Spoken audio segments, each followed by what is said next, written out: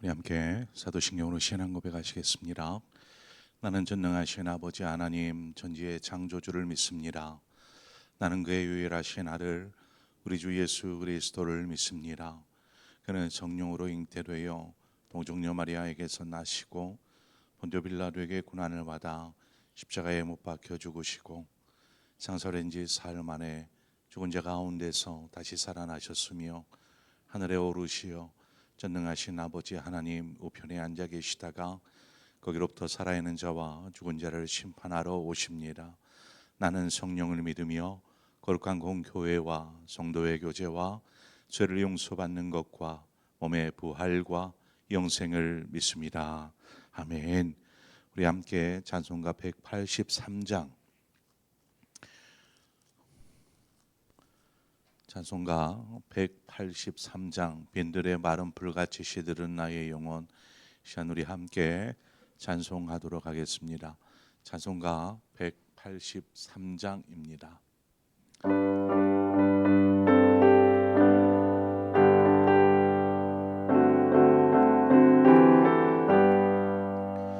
빈들의 마른 불같이 시들은 나의 영혼 주님의 약속한 성령 간절히 기다리네.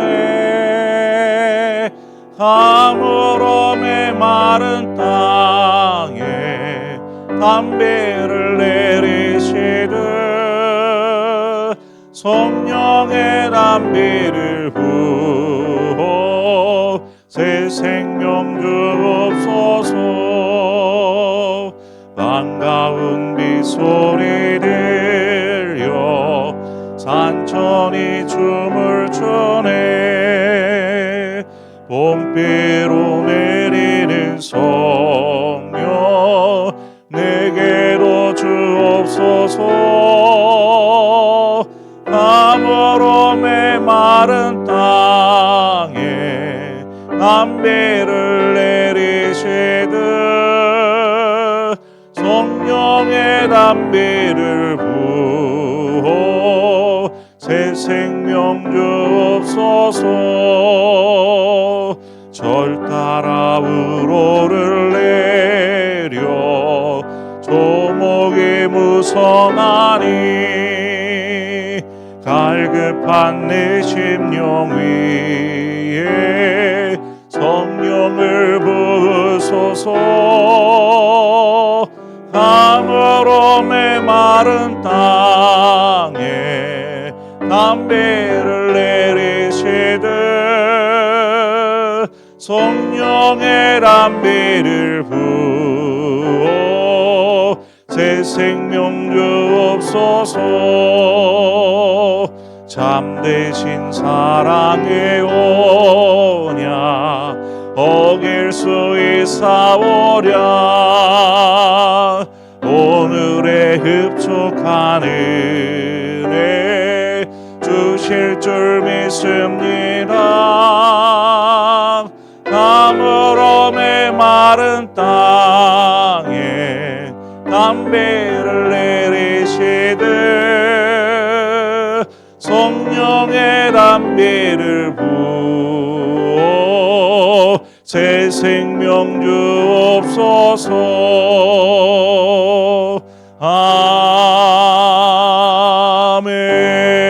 아멘. 하나님의 말씀 보겠습니다. 역대하 34장 29절에서 마지막 33절의 말씀입니다. 역대하 34장 29절에서 33절의 말씀을 교독해서 보겠습니다. 왕이 사람을 보내어 유다와 예루살렘의 모든 장로를 불러 모으고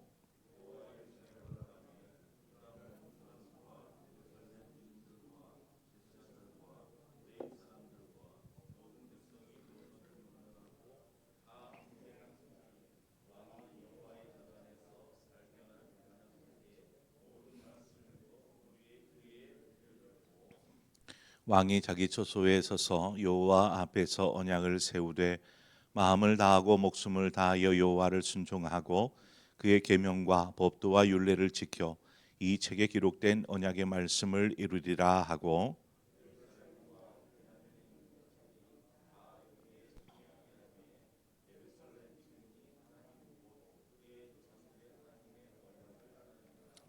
함께 읽습니다. 이와 같이 요시아가 이스라엘 자손에게 속한 모든 땅에서 가증한 것들을 다 제거하여 버리고 이스라엘의 모든 사람으로 그들의 하나님 여호와를 섬기게 하였으므로 요시아가 사는 날에 백성이 그들의 조상들의 하나님 여호와께 복종하고 떠나지 아니하였더라. 아멘. 여선지자인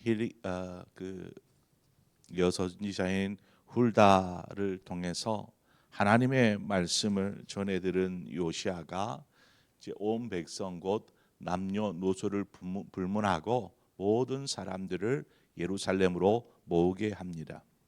그리고 그들 앞에서 성전의 수리 중에 발견되었던 율법책을 낭독하여 읽게 하지요. 그동안에 하나님의 말씀에서 요시아도 마찬가지였지만 백성들도 멀어져 있었습니다. 그렇게 하나님의 말씀으로부터 멀어져 있던 백성들이 드디어 하나님의 말씀을 듣기 시작한 것입니다. 30절 중반 이하를 보면 왕이 여호와의 전 안에서 발견한 언약책의 모든 말씀을 읽어 무리의 귀에 들려주고 모든 말씀을 읽어주었다라는 의미가 책 전체를 사람들에게 다 읽어주었는지 이것은 확인할 수 없습니다. 그러나 모든 말씀이라고 할 때에 말씀의 중요한 내용들을 다 백성들에게 알려준 것입니다. 역사를 보면 중세 시대가 있습니다. 이 중세 시대는 대부분 유럽이라는 나라를 통해서 역사가 이렇게 흘러가는데 초대교회의 복음이 전해지기 시작했고 그 복음이 이제는 저 북쪽 땅으로 향합니다. 유럽이죠. 그래서 유럽으로 복음이 전해져서 유럽의 대부분의 국가들이 이제 기독교 국가가 됩니다. 그런데 종교 개혁이 일어나기 전까지 이렇게 중세 시대죠. 이 중세 시대에 예배가 어떤 형식이었냐면 우리가 그 가톨릭 성당에서 예배하는 것처럼 그런 예배가 드려집니다. 그러면 이때에 하나님의 말씀을 낭독하는 시간이 있습니다. 이 낭독할 때에 하나님의 말씀을 라틴어로 이렇게 낭독을 하였습니다. 그리스어죠. 그리스어로 낭독을 하였습니다. 그러니까 읽는 것이죠. 그러니까 일반 사람들이 지금 자신들이 사용하는 언어가 아니라 오래전 고대 언어를 가지고 쓰여진 그 성경을 라틴어로 이렇게 읽으니까 이게 무슨 말인지 이해를 못하는 것입니다. 그런데 예배 때에 이것이 전통이고 역사였기 때문에 그대로 라틴어로만 읽었습니다. 그러면 언제 이 말씀을 이해하기 늦게 듣느냐? 바로 설교 시간에 혹은 성경을 교육할 때에 이때에는 말로써 이들이 사용하는 말로써 이야기하기 때문에 그때서야 그 말씀이 이 말씀인가 보다 하고 그때서야 이해를 하는 것입니다. 종교 개혁이 일어났습니다. 종교 개혁이 일어났을 때 어떤 운동이 있었냐면 모든 일반 성도들이 성경을 읽을 수 있도록 이 성경을 라틴어로 된 성경을 각 나라의 언어로 번역하는 것입니다. 이 번역하는 것이 이제 시작이 되어져서 이전에는 성직자들만 이 말씀을 읽고 이해하고 이런 성직자 중심의 성경이 이제는 평신도들 모든 성도들이 일반 성도들이 말씀을 읽고 이해할 수 있게 되었습니다. 그러면서 어떤 변화가 일어나냐면 성도들의 삶이 이제 말씀 중심의 신앙으로 바뀌기 시작하는 것입니다. 그전에는 말씀이 멀리 있었습니다. 가까이서 접할 수가 없기 때문에 이제 말씀을 본인들도 읽으면서 이런 말씀이구나 이해할 수 있게 되면서 이제 말씀 중심으로 신앙이 세워지기 시작하고, 또 성도들이 자신의 삶을 늘 말씀에 비춰볼 수 있는 것이죠. 내가 지금 말씀대로 순종하며 살고 있는가? 하나님께서 인도하시는 대로 지금 나아가고 있는가? 이렇게 말씀에 비춰보면서 자신의 삶을 돌아보니까 삶의 놀라운 변화들이 일어나기 시작하였습니다. 성경에 보면 말씀이 희귀한 때가 있었습니다.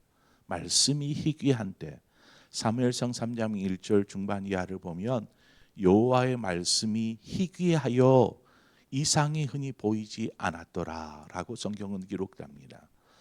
말씀이 희귀하다라는 것은 말씀이 없다라는 의미가 아닙니다.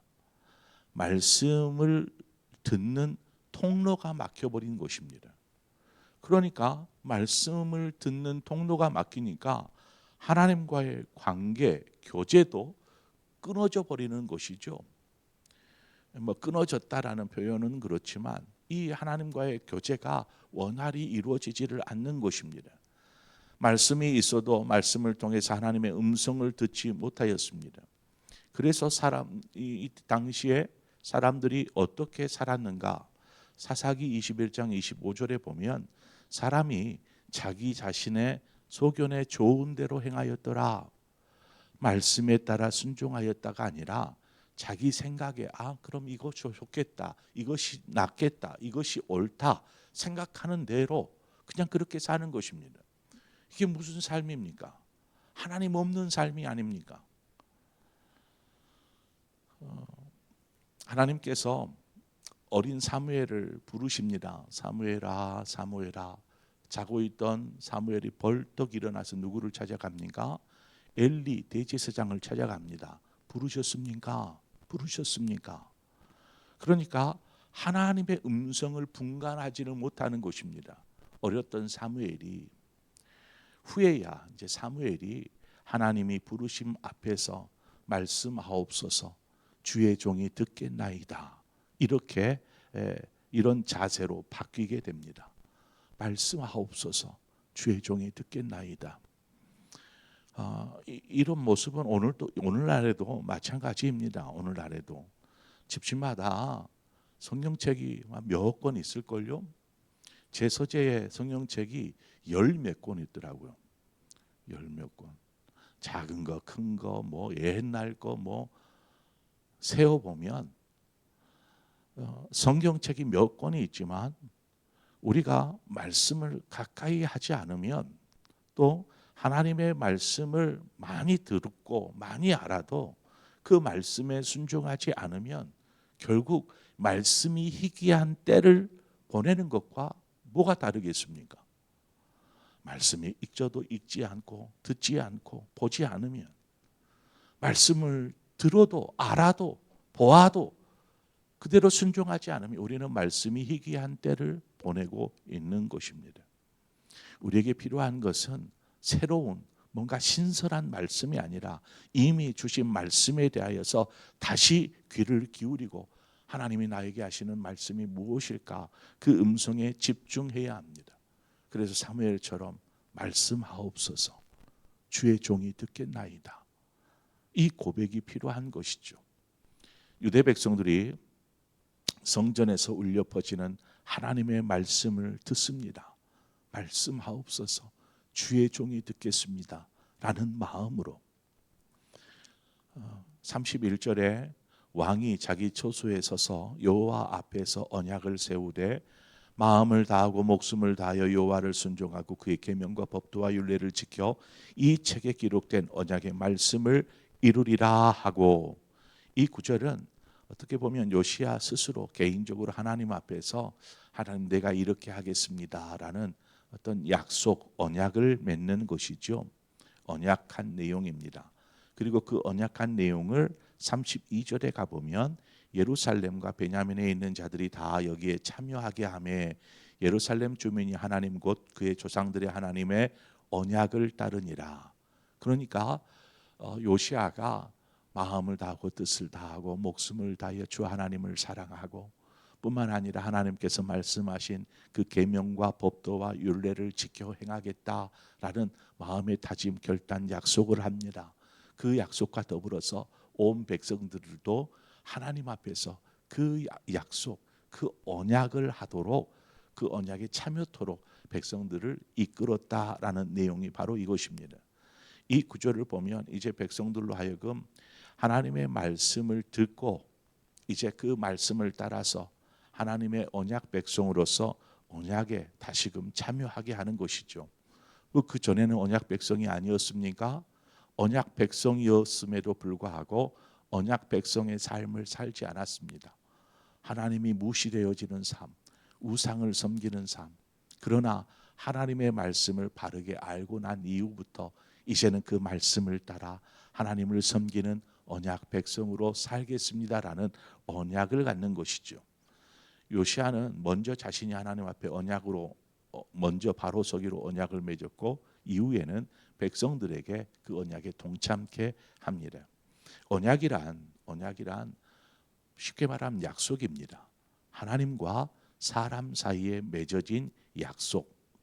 이 약속의 시작은 성경에 보면 맨 먼저 나오는 게 노아 때입니다. 창세기 6장에 노아 때에 하나님께서 무지개를 보여주면서 이제 내가 다시는 물로 너희를 심판하지 않겠다라는 이 약속을 하시죠.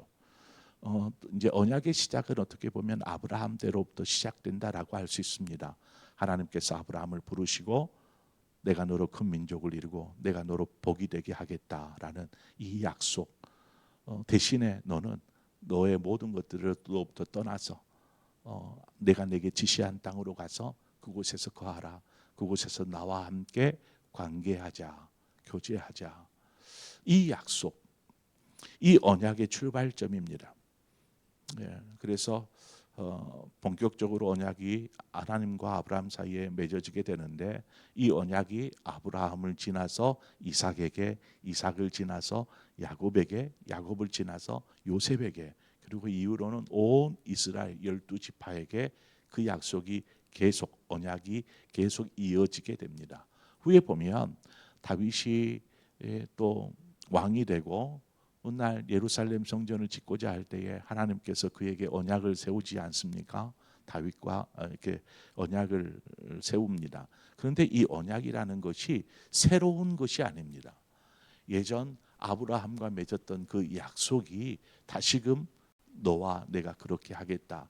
내가 너로 복이 되게 하겠다. 똑같은 말로서 네가 어디로 가든지 내가 너와 함께해서 너의 이름을 장대하게 하겠다라는 의미의 말씀으로 언약이 똑같습니다. 그 언약이 다시 한번 갱신되어졌다라고 이야기하죠.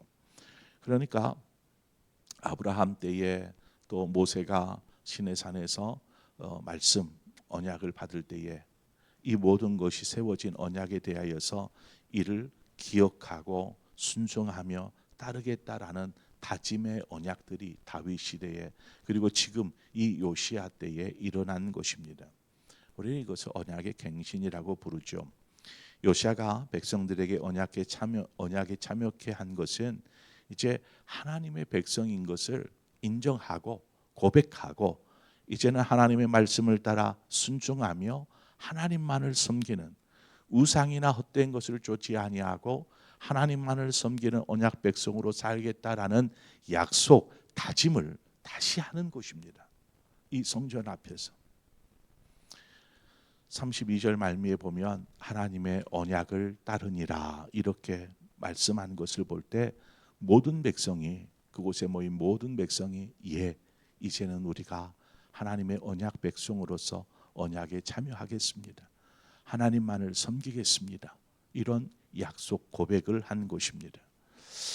언약이 중심이 되었을 때에 삶의 변화가 일어나게 되는데 33절 이하를 보면 가증한 것들, 우상들을 제거하고 하나님만을 섬기겠다라는 실질적인 삶의 변화가 백성들 사이에서 일어납니다.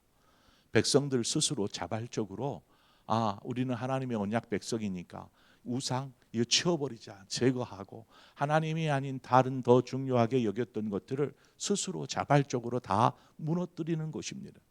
그리고 온 마음을 다하여서 뜻을 다하여서 목숨을 다하여서 하나님을 섬기는 것입니다. 만약 백성들이 하나님의 말씀을 듣지 않은 채 단지 왕이 명령하여서 야 너희들은 하나님 언약 백성이니까 하나님의 언약에 참여해야 된다라고 하였다라면 백성들이 어떻게 반응할까요? 뭐 왕의 명령이니까 예 하겠지만 그들의 태도는 수동적일 수밖에 없습니다. 마지못해서 언약 백성인 것처럼 그렇게 행동할 것입니다. 그러나 지금은 어떻습니까? 하나님의 말씀을 들었고 또 말씀을 통하여서 저들이 우리가 하나님의 백성이구나 라는 것을 분명하게 깨달으면서 이들이 스스로 고백하는 것입니다. 예, 우리가 그 약속, 그 언약 지키며 살겠습니다. 스스로 고백하고 삶의 자리로 나아가니까 이런 변화가 막 일어나기 시작하는 것입니다. 그 변화 속에 하나님의 은혜가 풍성해지는 것이죠. 가무로 메마른 땅에 단비가 내려서 이제는 막 왕성하게 채소가 자라나고 살림이 자라나고 하는 것처럼 놀라운 변화들이 이 이스라엘 백성들 사이에 가정들의 어떤 일터에 일어나기 시작하는 것입니다.